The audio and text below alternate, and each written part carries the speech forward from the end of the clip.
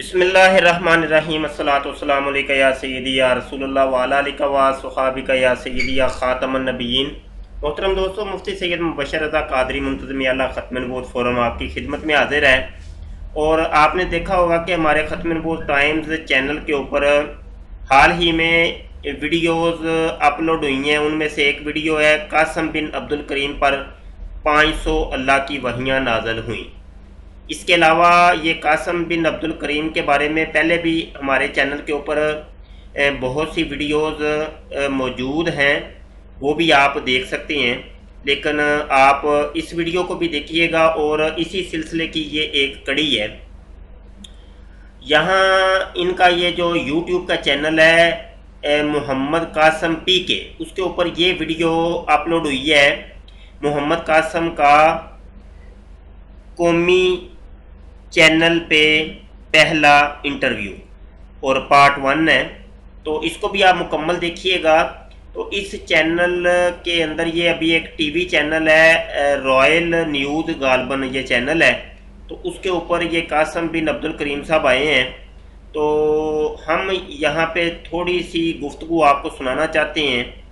اس کے اندر انہوں نے کچھ غلط باتیں کی ہیں، اور اسلام کا نقشہ جو ہے نا بگاڑنے کی کوشش کی ہے، تو اس نقشے کو ہم ذرا تھوڑا سا درست کرنا چاہتے ہیں۔ انتہائی توجہ کے ساتھ سنیے گا، یہاں سے ہم شروع کر لیتے ہیں، اور یہ ٹائمنگ آپ کے پاس ہے 3:07 پہ۔ چلیں جی سنتے ہیں۔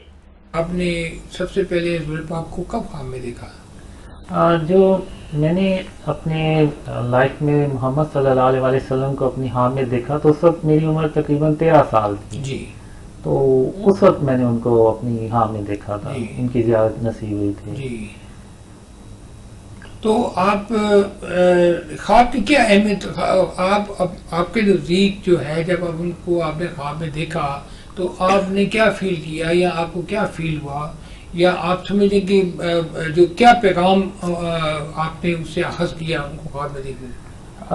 وہ میں خواب سنا دیتا ہوں۔ اس میں یہ ہوتا ہے کہ ایک چھوٹا سا اسٹیڈیم سا ہوتا ہے جس جی میں بچے، مختلف بچے میری ہم عمر کے جی کھیل رہے ہوتے ہیں، کرکٹ کھیل رہے ہوتے ہیں۔ کچھ فیلڈنگ کے مختلف پوزیشنز پہ ہوتے ہیں، 2 بیٹنگ کر رہے ہوتے ہیں، ایک جی امپائر اور ایک بولر۔ تو میری جو پوزیشن ہوتی ہے وہ 3rd مین کی طرف ہوتی ہے، جی جی جہاں پہ وہ وی آئی پی سیکشن ہوتا ہے، وہاں پہ میری نظر پڑتی ہے۔ تو میں دیکھتا ہوں کہ محمد صلی اللہ علیہ وسلم وہاں پہ تشریف لے کے آتے ہیں، تو ان سے پھر اللہ کہتا ہے کہ آپ ان بچوں میں سے جو سا بچہ چننا ہے وہ آپ مجھے چن کے تو بتا دیں۔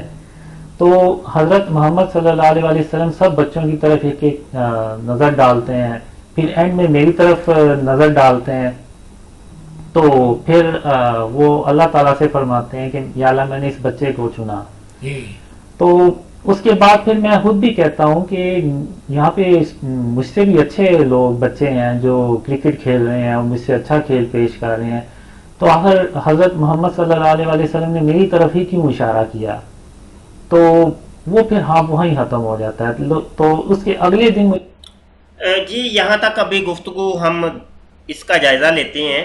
پہلی بات تو یہ ہے کہ یہ قاسم بن عبد الکریم کی یہ شکل آپ دیکھ لیں اور اس کی گفتگو سن لیں تو آپ خود جج کر جائیں گے کہ یہ بندہ کوئی نفسیاتی مریض ہے، اور اس کے جو حلیہ ہے اس سے بھی آپ بخوبی اندازہ لگا سکتے ہیں کہ یہ بندہ ذہنی طور پہ ابھی جو ہے نا وہ ریڈی نہیں ہے، یہ ڈسٹرب ہے، اور انتہائی مایوس کن کیفیت ہے اس شخص کی، اور اس کو کوئی گہرا صدمہ پہنچا ہے جس کے بعد اس کی یہ کیفیت ہوئی ہے۔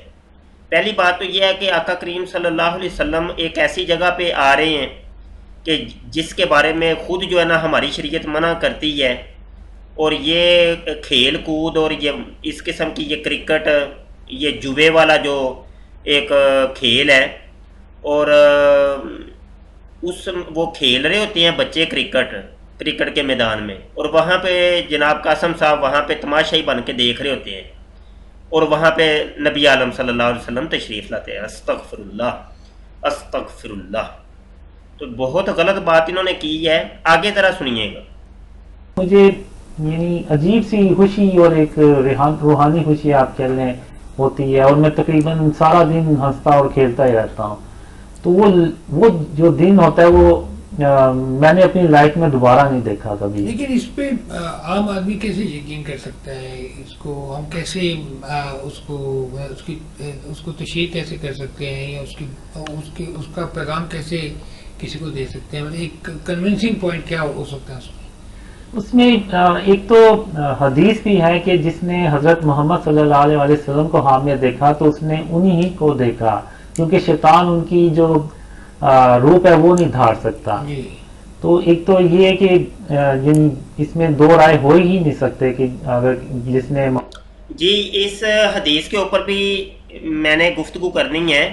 یہ بالکل حدیث ہے کہ آقا کریم صلی اللہ علیہ وسلم نے فرمایا کہ جس نے مجھے خواب میں دیکھا اس نے مجھ کو ہی دیکھا، کہ کیونکہ شیطان جو ہے نا میری شکل اختیار نہیں کر سکتا.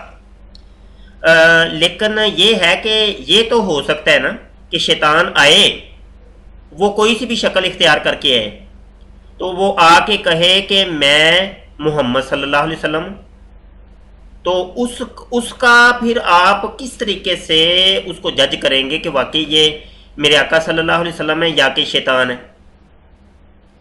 میرے آقا کی حدیث تو بالکل صحیح ہے کہ وہ میری شکل اختیار نہیں کر سکتا، لیکن یہ ہے کہ وہ کسی اور شکل میں آئے اور آ کے جھوٹ بول رہا ہو، اور وہ کوئی بھی ہو سکتا ہے، کوئی ایکس وائی زیڈ کوئی بھی ہو سکتا ہے، کسی بھی شخص کی شکل اختیار کر کے آئے اور آ کے کہے کہ میں بھائی وہ نبی عالم صلی اللہ علیہ وسلم استغفر اللہ، تو آپ اس پہ یقین کر لیں.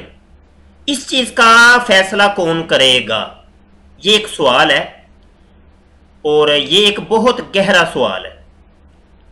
جناب ہم آپ کو لیے چلتے ہیں جناب سب سے پہلے تذکرہ کتاب، جو کہ مرزا غلام قادیانی کی کتاب ہے. مرزا غلام قادیانی نے بھی یہ زیارتوں کے اوپر اپنی دکانداری شروع کی تھی، اور بعد میں اس نے نبوت کا دعویٰ بعد میں جا کے کیا تھا.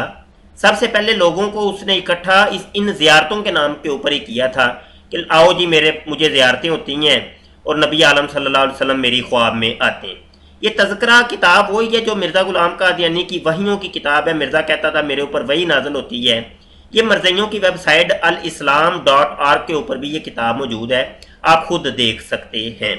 یہاں پہ میں آپ کو لیے چلتا ہوں اس کے پہلے صفحے کے اوپر. یہ آگے ہم بڑھ رہے ہیں، یہ صفحہ پہلا صفحہ، اور میں اس کو زوم آؤٹ کرتا ہوں تھوڑا سا تاکہ الفاظ واضح ہو جائیں. یہ دیکھ رہے ہیں، یہ صفحہ نمبر 1 ہے آپ کے سامنے ہے، اور یہ بالکل زمانہ تحصیل علم. اور یہ نیچے آپ دیکھیں گے تو یہ آپ دیکھیں اوائل ایام جوانی میں ایک رات میں نے رویا میں دیکھا کہ میں ایک عالی شان مکان میں ہوں جو نہایت پاک اور صاف ہے. اس میں حضرت صلی اللہ علیہ وسلم کا ذکر اور چرچا ہو رہا ہے. میں نے لوگوں سے دریافت کیا کہ حضور کہاں تشریف فرمائے. انہوں نے ایک کمرے کی طرف اشارہ کیا، چنانچہ میں دوسرے کمرے کے ساتھ مل کر اس کے اندر چلا گیا، اور جب میں نے حضور کی خدمت میں پہنچا تو حضور بہت خوش ہوئے. تو یہ پورا آپ خواب بھی پڑھ لیجئے گا، یہ آپ کے سامنے. مطلب یہ کہ مرزا نے جو اپنی دکانداری کی ابتدا کی تھی، تو اس دکان کا پہلا جو سمجھ لیں کہ مہرہ تھا وہ یہ تھا کہ لوگوں کو یہ بتایا جائے کہ میری خوابوں کے اندر نبی عالم صلی اللہ علیہ وسلم تشریف لاتے ہیں. اچھا جی، ایک تو یہ تصویر کا رخ یہ ہو گیا، اور ایک ہم یہ رخ اور بھی آپ کو دکھانا چاہتے ہیں. یہ ہمارے سامنے یہ کتاب، اس کو جی یہ کتاب ہے ایک، اور یہ کتاب آپ دیکھ رہے ہیں وارث فقر صوفی مسعود احمد صدیقی لسانی سرکار صاحب، فیصل آباد سے ان کا تعلق ہے.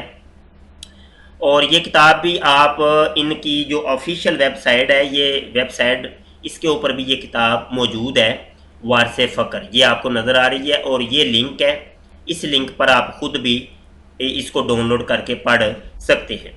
اچھا جی، یہاں پہ سب سے پہلے تو یہ ہے کہ اس کے صفحہ نمبر 124 کے اوپر اگر آپ جاتے ہیں اسی کتاب کے، ٹھیک ہے جی، تو 124 صفحے پر یہ لکھتے ہیں کہ آپ صلی اللہ علیہ وسلم اور دیگر مقدس ہستیوں کی زیارت حبیب فقیر کی صورت میں ہوتی ہے. ان کا یہ کہنا ہے کہ صوفی صاحب کا کہ جو نبی عالم صلی اللہ علیہ وسلم زیارت کرواتے ہیں تو وہ کسی بھی صوفی کی شکل کے اندر، کسی بھی حبیب فقیر کی شکل کے اندر آ کے تو وہ زیارت کروا دیتے ہیں. تو وہ کوئی بھی ہو سکتا ہے. اور حبیب فقیر کون ہوتا ہے؟ اور حبیب فقیر کون ہوتا ہے، یہ بھی ایک سوال ہے۔ اچھا جی چلیں جی ہم آپ کو یہ بھی بتاتے ہیں کہ حبیب فقیر کون ہے۔ صفحہ نمبر 205 کے اوپر اگر آپ جاتے ہیں تو یہ لکھتے ہیں اللہ اور رسول کے اس فقیر، یعنی یہ اپنی طرف اشارہ کر رہے ہیں کہ اس فقیر پر ہر طرف سے، یعنی اللہ جل شانہ اور حضور نبی کریم صلی اللہ علیہ وسلم کے علاوہ خلفائے راشدین رضوان اللہ اجمعین، آل رسول اور تمام سلاسل کے بڑے پیشواؤں کی طرف سے عطائیں ہوتی گئیں، کیونکہ صاحب اختیار ہستیوں کو حکم ہوا کہ یہ ہمارا یعنی اللہ اور رسول کا آخری حبیب فقیر ہے، اسے سب عطاؤں سے نواز دو، کیونکہ دوسرا کوئی ایسا درویش اس وقت موجود نہیں ہے۔ تو یہ آخری حبیب فقیر ہیں صوفی مسعود صدیقی لسانی سرکار صاحب، اور آخری حبیب فقیر کی شکل کے اندر نبی کریم صلی اللہ علیہ وسلم زیارت کرواتے ہیں۔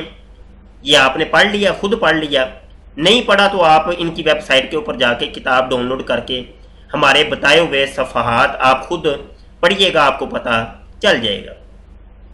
تو اب یہ لسانی سرکار صاحب کو اگر کسی نے خواب کے اندر دیکھا تو وہ تو یہی کہے گا کہ یہ تو نبی کریم صلی اللہ علیہ وسلم ہے، کیونکہ یہ خود کہہ چکے ہیں، غور سے آپ پڑھ لیں کہ آپ صلی اللہ علیہ وسلم اور دیگر مقدس ہستیوں کی زیارت حبیب فقیر کی صورت میں ہوتی ہے۔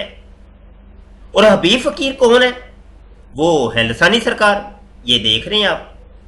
اور جب لسانی سرکار کو کسی نے خواب میں دیکھا تو یقینی سی بات ہے وہ یہ کہے گا کہ بھائی یہ نبی کریم صلی اللہ علیہ وسلم ہے۔ استغفر اللہ، معاذ اللہ، اللہ پاک ہمیں ایسی خرافات سے بچائے۔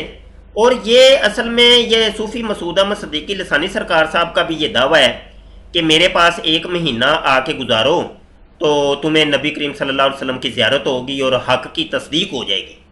تو یہ زیارات کے نام کے اوپر یہ انہوں نے جو ہے نا یہ سلسلہ شروع کیا ہوا ہے، اور لوگوں کو بڑی تیزی کے ساتھ زیارتیں ہو رہی ہیں، اور ہر بندہ ان کا جتنے بھی مرید ہیں کسی سے بھی سن لیں گے آپ، وہ یہ کہے گا کہ مجھے اتنی مرتبہ زیارت ہوئی ہے، فلاں کی زیارت تو فلاں کی زیارت فلاں کی زیارت۔ اور حتیٰ کہ کئی تو ایسے بھی ان کے مرید ہیں کہ جو عرش الہی پر بھی گئے، انہوں نے اللہ کی بھی زیارت کی، تو بڑا کچھ آپ وہ دیکھ سکتے ہیں ان کے چینل کے اوپر موجود ہے۔ اور یہاں پہ ہمارا کہنے کا مقصد یہ ہے کہ یہ قاسم بن عبد الکریم صاحب جو ہے نا یہ بھی جو ہے نا آگے جا کے یہ کچھ کریں گے۔ یہ میں پہلے بھی بتا چکا ہوں آپ کو کہ یہ زیارتوں کے نام پہ اور خواب سنا کے لوگوں کو اکٹھا جو کر رہے ہیں، یہ آگے جا کے کچھ نہ کچھ کریں گے۔ تو بہرحال اللہ پاک ان فتنوں سے محفوظ رکھے، اللہ پاک بچائے۔ بڑا کڑا وقت آ گیا ہے، اور یہ فتنے جو ہے نا ان کے خلاف جو آواز اٹھاتا ہے یہ لوگ پھر اس کے خلاف کھڑے ہو جاتے ہیں اور اس کو قتل بھی کرنے کی کوشش کرتے ہیں اور مقدمات بھی دائر کرتے ہیں، اور اس قسم کے معاملات یہ پھر ہوچے ہتھ کنڈوں کے اوپر اتر آتے ہیں۔ تو اللہ پاک بچائے، محفوظ رکھے۔ بہت کڑا وقت ہے، ان سے محفوظ رہیں اور ان کو ایکسپوز کریں جی۔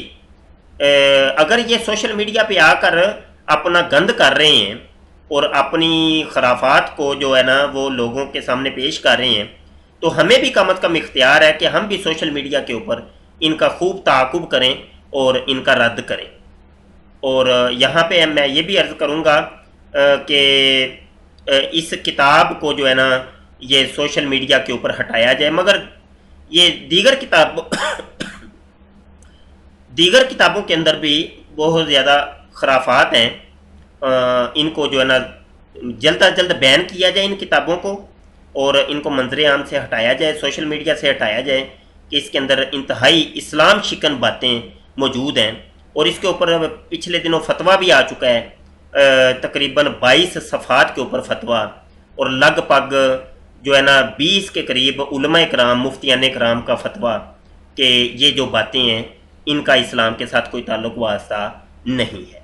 اور جا بجا یہ وارث فخر کے اندر لکھتے ہیں مجھے اللہ ہم کلام ہوتا ہے، دعائیں نازل ہو رہی ہیں، اور طرح طرح کی باتیں لکھی ہوئی۔ اور پچھلے دنوں یہ بھی بات مشہور ہوئی تھی کہ انہوں نے کوئی توبہ کر لی ہے، حالانکہ ایسی بات نہیں ہے۔